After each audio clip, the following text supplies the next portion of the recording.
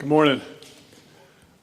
Before I start talking about the young man next to me, I want to thank Jalen Hood-Schifino, Max Christie, and Anthony Davis for their incredible service here. There's no player that played as big a role to our 17th championship than Anthony Davis, who's also a person of incredibly high character. So those three guys are Lakers for life, and just want to thank them before we start. No. So, in thinking about today and what it means, I think Luka Doncic joining forces with the Los Angeles Lakers is a seismic event in NBA history. And the reason I say that is because we have a 25-year-old global superstar that's going to get on the stage of the most popular and influential basketball brand on the globe. And I think when those two powerful forces come together, it brings basketball joy to the world, because that's how Luka plays. He plays with joy. And if you think about kids in Barcelona, or kids in Buenos Aires, or children in Shanghai or Sydney, they're going to be wearing a number 77 Luka Doncic Lakers jersey and bringing joy to basketball just like he does. And that's why it's powerful. I think the leadership of Adam Silver and the way he's bringing the game to the world, you see it in Europe, you see it in Africa, what the NBA is doing. And now we have one of the game's biggest superstars, an international player, coming to join the Los Angeles Lakers. It's a convergence of all those forces, and I think it's going to be something incredibly special that the NBA and basketball has never seen before. So to get to this place, there's a couple people I want to thank. First and foremost is Jeannie Buss. She's so supportive. I think her vision, which falls in line with the great and late Dr. Buss, to always make sure the brightest and best basketball superstars play for the Los Angeles Lakers. She's clearly carried that vision on from her dad, and I just want to thank her for her tremendous support and vision and helping this day become a reality. The second person I want to thank is anytime there's a trade or a transaction, there has to be a partner. And I want to thank the Dallas Mavericks, led by their GM, Nico Harrison, who was also very instrumental in bringing this opportunity to us and then staying true to the negotiations throughout, where it could be culminated with the trade being finalized and Luka Doncic, Maxi Kleber, and Markieff Morris becoming members of our team. So wanted to thank those two people. And now we'll start with questions. Hey, Luka, there's a video the Lakers put out the other day of that you noticed somebody was talking to you in Slovenian during a game in 2019. It's Kobe. You turn around, you have the moment with him after the game. And just think of how do you go from that to then now joining the Lakers with LeBron James, and just thinking of the legacies of those two players and you having the chance to be the next one. Well, first of all, I remember the exact moment that happened. It will always stay, in my mind. It was an amazing moment. Just for Kobe to know my name was amazing for me. And, I just wish Kobe and Gigi were here to see this moment. And, I'm excited about this new journey, and happy to be here. Jim Hill, KCAL 9 News. First of all, welcome to Los Angeles. When you walk out and you saw all of us here standing here waiting for you to come, what's your reaction to seeing all of us here to welcome you to Los Angeles? Well, first of all, it's very nice. There's a lot of people here. I don't think there's ever been so many people in my press conference, so I really appreciate all the support. Luka, welcome to Los Angeles. I'm curious, what's your reaction been the last 48 hours to some of the comments coming from Dallas on your way out the door? to join the Lakers? I'm just excited, to be here to start this new journey, and obviously, at some point I knew this was going to happen. But I would say I always take the high road. I had my amazing moments in Dallas with all my teammates, coaches, and the most importantly, the fans. They always supported me, and it was an amazing journey. Hey, Luka, Dan Wicke with the LA Times. Welcome to LA. You, in a podcast with JJ years ago, said that the one NBA player that you watched was LeBron James. What is your kind of reaction to being able to now play with him, and how do you think that's going to work for the two of you guys on the court? It's just like a dream come true. I always look up to him. There's so many things I can learn from him, and I'm just excited, just to learn everything, and now I get to play with him. So it's an amazing feeling.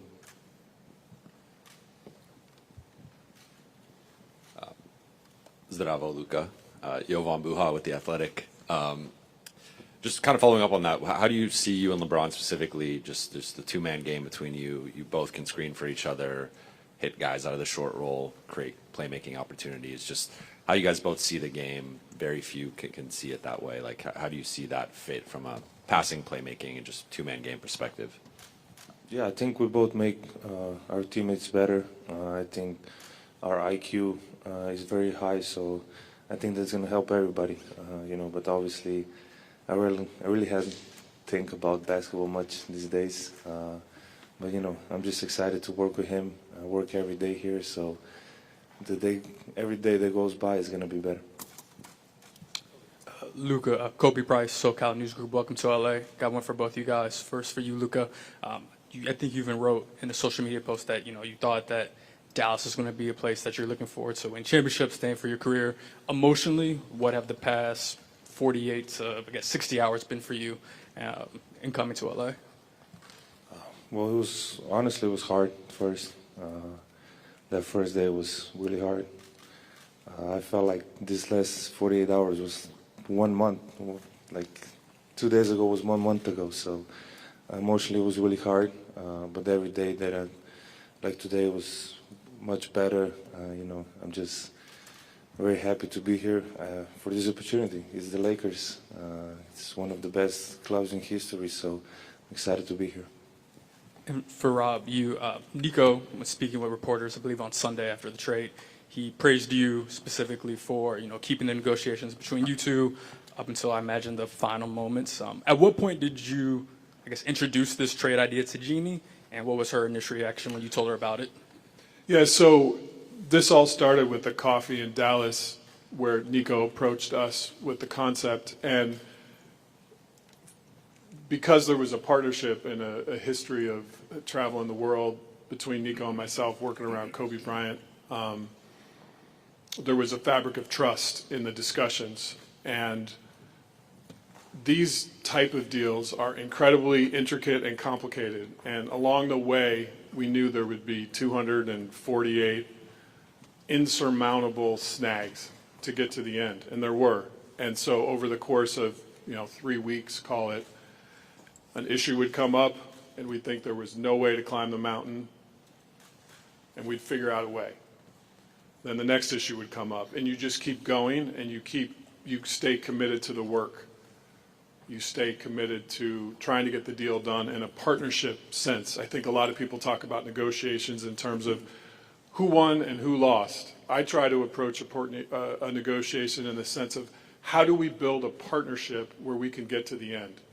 And I think that was the lens that we worked and the premise we worked under.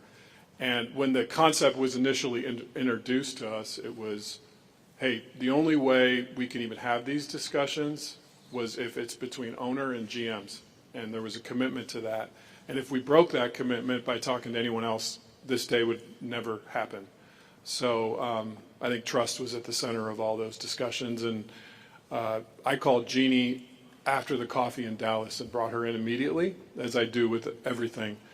Her and I have a really strong working relationship, and the fabric of that is that we share things in real time. And she was extraordinarily excited and hopeful that we could get to the end, which we were able to do. Hey, Luka and Rob, Melissa Rowland, Fox Sports. Over here. I have a question for both of you guys. Obviously, from the league's biggest superstars to fans, people were shocked that the Mavericks were willing to deal a 25-year-old superstar in his prime who has another 10 years at least ahead of him. What was both of your guys's, I guess, Rob, what was your level of shock that this was even on the table? And Luka, what was your level of shock that the Mavs were willing to deal you? I try to take everything in stride. I think, you know, it's interesting if all of us watch Luka play. He has a combination of basketball joy and killer instinct, which is really rare.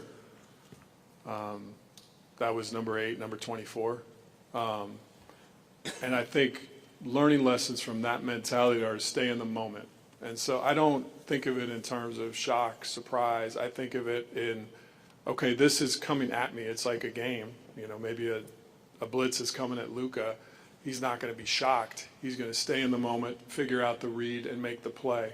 And so when the opportunity came to me, that was sort of my mindset, is to, okay, this is coming. This is a concept that came to me.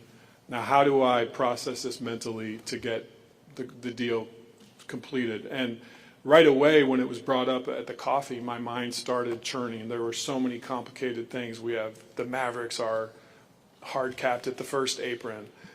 You know, the Lakers are up against the second apron. There's trade kickers. There's going to be a third team that's going to have. So my gears were turning about the deal the same way his basketball mind is processing a play. And so I just tried to live in the moment, and I tried to carry that with me for 3 or 4 weeks as this was unfolding. And by staying in the moment, I think it helped us get to the end. I mean, everybody was surprised, so you can imagine how surprised I was. I was almost asleep, so when I got a call, I had to check it was April 1st. I didn't really believe it at first, and it was a bit shock. It was hard moments for me. It was home, so it was really hard moments for me, especially the first day. But as I said, you know, I get to play in the greatest club in the world, and I'm excited for this new journey. Luka, over here on your left, Malika Andrews with ESPN. It's good to see you. Welcome to LA. You've been a fan of LeBron. You've talked about it for a long time, but he's also been a fan of you. He's tried to work with you at various different times in the past, whether it be shoe deals or other things. I'm curious, what message did he reach out to you with? Was it a text? Was it a call? What was that? And how did that fuel the way that you think about coming to LA as well? Yeah, he called me right away. He was in New York, so he called me right away. And we didn't talk much because, you know, he said, I understand what you're feeling. But that was really nice of him just to call me right away and welcome me to LA. Hey, Luka. We've heard from so many other players across the league, Anthony Edwards, Steph Curry, Giannis, talking about their shock at this and also what it means for how teams feel about players and how no one's really safe, quote unquote, to use Steph's words. What have players said to you, and what has it meant to you to have them speak out the way they have? I saw some comments. I wasn't really trying to be on social media these days, but I saw some comments, and it really means a lot. You know, we are rivals, and they speak about me that nicely, so it really means a lot to me. And sure. What have they said to you directly? Oh, directly, I haven't talked to a lot of people, really. Hey, Luka, Nikki Kay with Spectrum News right here. So emotionally, you go from thinking you're going to spend your career with one fan base, and now you arrive in a new city. First of all, impressions of Los Angeles and its fans from afar, and what does this opportunity to have another love story with LA goes? Yeah, I would say, like you said, I thought I was going to spend my whole career there because I think loyalty is a big word for me, and I was trying to stay by that. But this for me is a fresh start. I get to play in LA. The fans are amazing, and I got the ocean here, so it's a really big thing for me. But really, I'm really excited to be here. getting to play for the Lakers. And everybody can say that. And many legends passed here, many championships. So that's my goal. Luka, Brad Townsend, Dallas Morning News. So you wrote a Dear Dallas letter to fans. It was, very heartfelt. And you talked a little bit about, your shock. How are your feelings toward the upper levels of the organization, Nico in particular, or the decision to trade you? Well, that's their decision, so I have no comment on that. They made the decision. I don't know why. But that's their decision, so I can't do nothing about it. And then one of the reasons that was given was that there was concern that, beyond this summer, or that there's a chance you might not agree to the Supermax extension. Did you or anyone on your inner circle indicate that that might be the case? Absolutely not. Luka, over here, Bill Plaschke, LA Times. Do you feel you have something to prove? Do you feel you have something to prove? Sorry. Do you think you have something to prove? Oh, okay. Sorry. Yeah. Obviously, yeah. Yeah. That's it. Win the championship. You don't come here for nothing else than championship. So I have everything left to prove. So and the goal is to win the championship. Luka, good to see you. Mark Medina with Athlon Sports and Sportskeeda. How do you address the criticism that's followed you on your way out about concerns about conditioning and durability? It's a motive. I know it's not true. I know, but it's a motive. Like I say, I came here, one of the biggest clubs in history of sports, so it's a big motive for a long run here. I'll just add to that one, Mark. I think greatness is an evolution in a process. And I think if you're striving for perfection, as we are as an organization or as a player, you're going to have challenges to make yourself better until you don't play anymore. And so I think that's just something to keep in mind. I would assume the question will be forthcoming, when is Luka going to play? I'd rather just take that one head on. Our sports performance department is led by Dr. Leroy Sims. Luka's got trusted sports performance folks that are going to become part of our family in Dr. Sims' circle. And they're working together as we speak about a return to play plan. We have 5-on-5 scheduled tomorrow for Luka, and we're going to take it one day at a time just to make sure that the calf injury is in a good and safe place. So I would truly say at this point he's day to day. We're going to take it one step at a time. But if all those days go well and Luka feels good and confident, he'll be in a game soon. But we're going to partner with him. And I should mention, too, his amazing team who's now part of our family, led by Laura Beth and Bill Duffy and the rest of the folks that are here today. When we make decisions around superstar players, and we partner and collaborate with them, and that'll be our process with Laura Beth and Duff, who are incredible at what they do. Jared Greenberg with TNT. Rob, you stole my question there. I was going to ask Luka, I guess more about that, just hear from you, what this process has been like. You've gone through it now 4 times with this calf. So what have you done to get back on the court? How are you feeling? And how confident are you in that this won't be a reoccurring injury? Well, for the first time, I took my time. Get it to heal 100%. Other times I think I just wanted to go back on court playing basketball and not really be healthy 100%. So this time I just took my time, which was normal amount of time to get back to 100%. Luka, David Pingalore, KTLA. Over the last couple of days, I talked about your conditioning, but maybe your lack of defense. What is your commitment to being a better defender? Yeah, I think this year I really stepped it up honestly, and it's just being more active, more vocal, and I think I did a step ahead this year. but I need to do more steps ahead. So that's what I'm planning on. Hey, Rob, just obviously make a blockbuster move like this. What is your balance of thinking long-term with 25-year-old and then also just the short-term, knowing that the deadline's coming up on Thursday, just balancing the long-term vision with the short-term? We know that our roster has continued work to do to become complete.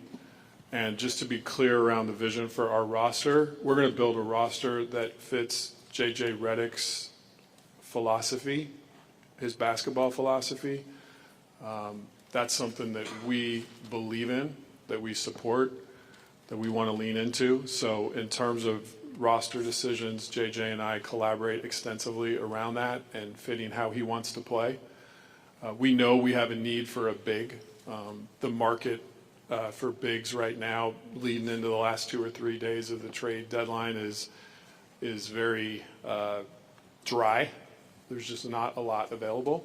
So maybe we'll be able to do some stuff around the margins. I would say in terms of a big move for that position, it's probably more realistic that that would be something that comes in the off season. But Luka will be at the center of that as we build for the long term. We want to format a team that fits JJ's coaching style and his strengths and his needs to help us win a championship with the other people that are also on our team right now who are going to be a big part of that winning as well. But your question was about long term, so I'm speaking more to long term. Luka, I know you had about 13 games as a teammate with JJ in Dallas, and just wondered what that was like for you, the relationship that you formed, and then your thoughts about playing for him as a coach. Yeah, I mean, first of all, he couldn't move at all, so I wasn't. No, but it was a great relationship. I really respect him. You don't see me go on podcast. I went on his podcast twice, so you know how much respect I have for him. So I'm really excited that I can play for him. Rob, good to see you. Along the same lines with the trade deadline and all of that, the window for Luka, 25 years old, coming off a finals appearance last year. LeBron, 22nd season, 40 years old. Like, what's the urgency level to have this team in the immediate future reach championship contender status, and whether that immediate future is between now and Thursday or the offseason going into next year? Just kind of what is the view in terms of the timeline to get this team to be able to contend? The urgency is ever present.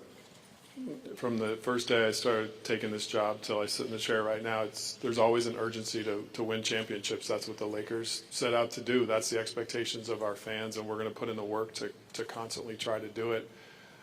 At the same time, you have to be realistic, and if there's not a championship big on the market right now, I can't wave a wand and create that opportunity. We'll continue to work and look for areas that we can complete and fill out the roster. But as we saw with this trade, it takes two teams. But we'll continue to build. Luka and I spent some time yesterday up in my office just talking about the players on our roster he's played with and kind of what he sees as sort of short-term and long-term needs. And I think we'll continue to have those basketball discussions and get this roster to a championship level. Luka, Mike mentioned J.J. Redick, your former teammate. You've got Maxey and Markieff over there.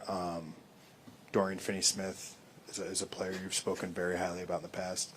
Greg St. Jean was a coach you've worked with. How is that going to help as you take on this crazy life change, having all these familiar faces be here for that transition? I think that's a really good thing, to come to a new place, but still know some people. And I think that's mentally, I think that's a really good thing, and they're gonna just help me. The guys that were here, it'll help me learn new stuff about LA, about the team, and it's just helpful to see friendly faces. Edwin Garcia, Silver Screen and Roll. My question is for Pelinka. Rob, when you're talking about a championship caliber big and aligning with JJ Redick, what do you think the values in that position are required in the modern NBA? Versatility, mobility, a vertical lob threat. I think that's a key to the spacing that Luka likes to play with. Competitive. I think, those are some of the core things there. Those players are hard to find, but we'll accomplish the task that's before us. We'll find a way. Rob, over here. As far as just the future and the moves that you're going to be making, designing the roster, or planning, how beneficial and important is it for you just to know you have Luka, you have maybe a decade that you can use as a roadmap in terms of just every decision you're looking to make? It's a gift. We're talking about a 25-year-old that is top 3 player in the universe. I can't think of a more amazing starting point to build a roster for the next decade. And I know he has the drive to win that we have here. Our fans are going to see that every night on the court. I know up here he might seem calm and casual and quiet, but we know the alter ego comes out, and we'll see it at crypto.com soon, and I can't wait for it.